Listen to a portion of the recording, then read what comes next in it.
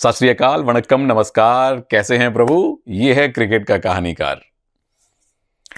कैसे हैं मतलब पंजाब वालों? सब ठीक? ओह मचा, बेंगलुरु वाले हमारे भाई हैप्पी, खुश। चलो आज खुश हैं बेंगलुरु वाले, पर पॉइंट्स टेबल की स्थिति ऐसी है कि खुशी पता नहीं कब तक रहे। उसकी बात हम विस्तार से करते हैं। पहले अपना स्वागत अपने आप ही कर लीजिए। गुरदास मान दा छल्ला ते विराट कोहली दा थोड़े पंजाबियों की लस्सी मिठी है ना, अफगानियों की जलेबी भी मिठी है। पंजाबियों ਨੂੰ ਤੀਜੀ ਵਾਰ ਭੰਗੜਾ ਕਰਨ ਦਾ ਮੌਕਾ ਦਿੱਤਾ ਗਿਆ। तो दो बातें करूंगा, दो कहानियां सुनाऊंगा, एक तो कल हुए मैच की और एक आज होने वाले मैच की। पहली जो सबसे बड़ी कहानी पंजाब बनाम बेंगलुरु मैच की ये निकली कि अब पंजाब गणित के हिसाब से भी क्वालिफाई नहीं कर पाएगा। तो क्या सी मैं वो जड़े 3-4 मैच क्लोज हारे ना, वो भाजी उत्थे गड़बड़ हो गई। नहीं वहां कोई नहीं है, मतलब ओके बाय, कोई नहीं वहां पे। जो वो 3-4 क्लोज मैच पंजाब ने हारे यहां वहां कहां कहां, वो अगर जीते जाते पिछले सीजन की तरह और उससे पिछले और उससे पिछले सीजन की तरह, तो प्लेऑफ में जाने के चांसेस बन सकते थे। अब पंजाब ऑफिशियली मैथमेटिकली क्वालिफाई नहीं कर सकती। नंबर 2, बेंगलुरु के मेरे मुंह से बुल्स निकलते निकलते रह गया। बेंगलुरु के प्लेऑफ जाने के आसार अभी बने हुए हैं, कंफर्म कुछ नहीं है। मैक्सिमम वो 14 तक पहुंच सकते हैं, और जब आप पॉइंट्स टेबल देखेंगे तो आप समझ जाएंगे कि 14 की दौड़ में बहुत सारी टीम्स हैं। कुछ टीम 16, 18 और 20 की दौड़ में भी हैं। तो बेंगलुरु दरवाजा आपका खुला हुआ है। उस दरवाजे में एंट्री मिलेगी कि नहीं मिलेगी मैनू नहीं पता, किसी को नहीं पता। तीसरी कहानी, विराट कोहली विंटेज कोहली फॉर्म में आए। ठीक है, चांस मिले, पहले ही ओवर में उनका कैच छूटा, फिर तीसरे ओवर में छूटा, तो जीवन दान मिलना ना मिलना खेल का हिस्सा है। उसका फायदा उठाना एक अलग बात है, और विराट कोहली ने उसका फायदा उठाया। 92 रन बनाए, और मैं था तब कमेंट्री में, मुझे लगा कि मैं फटाफट स्टैट्स निकाल लिए कि उनका 9वां सैकड़ा आने वाला है भारतीय T20 लीग में। वो चलिए नहीं आया, पर विराट कोहली की ओर से आया एक बहुत बेहतरीन नॉक, एक अच्छी पारी 195 के स्ट्राइक रेट से। तो स्ट्राइक रेट पे भी अब सवाल नहीं उठने चाहिए, पहले भी नहीं उठने चाहिए थे, क्योंकि पिचेस, स्थितियां, बॉलर सब भिन्न भिन्न होता है। विराट कोहली ने अपनी क्लास फिर से दिखाई है।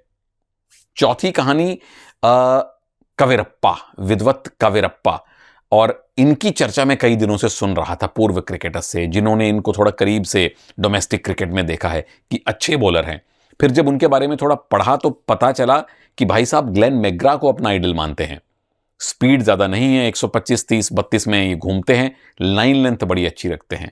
अब इमेजिन आपने अपने पहले ही ओवर में, डेब्यू मैच के पहले ओवर में विराट कोहली को आउट करवा लिया था। वो तो कैच आशुतोष पकड़ लेते। तो दूसरा ओवर जो इन्होंने खुद डाला उसमें फिर से आपने आउट करवा लिया था। थोड़ा मुश्किल, लेकिन वो रूसो के पास मौका था।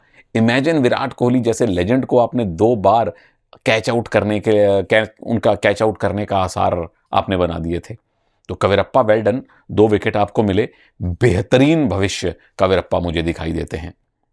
अगली कहानी, रजत पाटीदार कल थानेदार बने हुए थे, रिमांड ले रहे थे बॉलर्स का। मतलब कितने 200 से ज्यादा की स्ट्राइक रेट के साथ पाटीदार ने स्कोर बनाए हैं।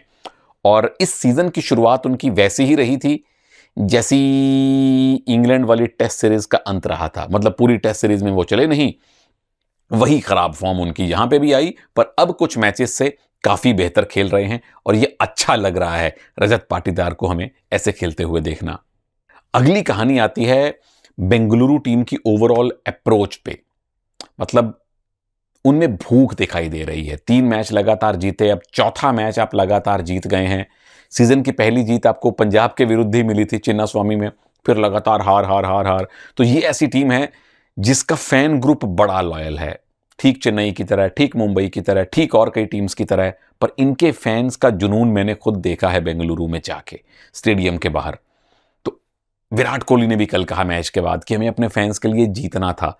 तो आप प्ले ऑफ पहुंचे ना पहुंचे, लेकिन जाते जाते लास्ट इंप्रेशन कई बार बड़ा अच्छा पड़ता है। अगर आप आखिरी 6 में से 4-5 या सारे के सारे मैच जीत के जाते हैं, तो फैंस को एक उम्मीद की किरण मिलती है अगले सीजन के लिए। ओवरऑल अप्रोच इस मैच में बैटिंग करते हुए, बॉलिंग, फील्डिंग करते हुए बहुत अच्छी दिखाई दी। टीम जीत के लिए भूखी थी, ये एक बहुत अच्छी बात है उनके फैंस के लिए। अब बात करता हूं आज के मैच की। अहमदाबाद में गुजरात की टीम मेजबानी कर रही है चेन्नई वालों की। अब इन दोनों के बीच इस सीजन का पहला मैच चेन्नई में हुआ था और सीजन की शुरुआत में ही हुआ था। वो मैच जीता था चेन्नई ने 63 रन से। तब से लेके अब तक गुजरात नीचे ही आ रही है, चेन्नई ऊपर ही जा रही है। चेन्नई अगर ये मैच जीतती है तो नंबर 3 पे मजबूत हो जाएंगे 14 पॉइंट लेकर। क्वालिफाई अभी ऑफिशियली नहीं होंगे, लेकिन 14 पॉइंट के साथ आप आधा कदम आगे रख देंगे और आपके पास मैचेस इसके बाद पड़े होंगे। गुजरात पिछले सीजन की फाइनलिस्ट, उससे पिछले सीजन की विजेता, नंबर 10 पे है। ये दिल तोड़ने वाली बात है, पर यही तो भारतीय लीग की माया है। सरपंच जो आपको 2 बार फाइनल लेके गए वो अब इस टीम के साथ नहीं है, जिस टीम में वो गए वो भी कहीं नहीं है, जिस टीम को छोड़ के गए वो भी कहीं नहीं है। तो कुछ संयोग ऐसे बन जाते हैं, है ना।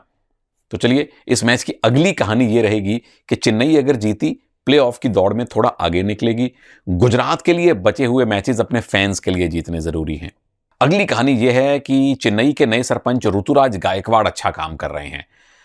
शायद 93-94 रन वो विराट कोहली से पीछे हैं, क्योंकि कल के मैच के पहले 1 रन पीछे थे, अब वो 93 रन पीछे हैं। तो अगर तो वो शतक लगाते हैं या 94-95 रन बनाते हैं तो नारंगी टोपी भी वो पहन सकते हैं। बट जब से T20 वर्ल्ड कप के टीम की घोषणा हुई है, ऋतुराज का फॉर्म उल्टा बेहतर हुआ है। शुरू के 4-5 मैच नहीं चले, पिछले कुछ मैचेस से बेहतरीन फॉर्म में है। अगली कहानी यह है कि चेन्नई के पास उनके मुख्य बॉलर्स नहीं हैं। मुस्तफिजुर नहीं है, पथिराना अब सीजन नहीं खेलेंगे, तुषार और दीपक चाहर भी इंजरी से अंदर बाहर होते रहे हैं। मेन स्पिनर भी आपके पास कोई खास नहीं है रविंद्र जडेजा के अलावा। पर ये फिर गायकवाड़ और इनकी खूबी है कि अपने रिसोर्सेज का आप कैसे इस्तेमाल करते हैं। मुख्य बॉलर्स के ना होने के बावजूद टीम पंजाब को धर्मशाला में हरा के गई है। आखिरी कहानी गुजरात के एंगल से है। साई को छोड़ दें, साई सुदर्शन को, तो बहुत ज्यादा भरोसा किसी खिलाड़ी ने दिखाया नहीं है। साहा का पूरा सीजन ठंडा रहा है, शुभमन गिल नरम गरम खेले हैं, डेविड मिलर कुछ मैच बहुत अच्छा खेले, बाद में वो भी नरम गरम की श्रेणी में ही आते हैं। सेम हाल बॉलिंग का है। अब अपने घर में खेल रहे हैं, देखते हैं फायदा कितना उठा पाती है शुभमन गिल की टीम। आपकी कौन सी फेवरेट है? थाला फॉर अ रीजन के मुंडा पंजाब दा? मैं अपनी फेवरेट नहीं बताऊंगा, लेकिन अगले वीडियो में जरूर आपसे मिलूंगा। इजाजत दीजिए, नमस्कार, जय हिंद।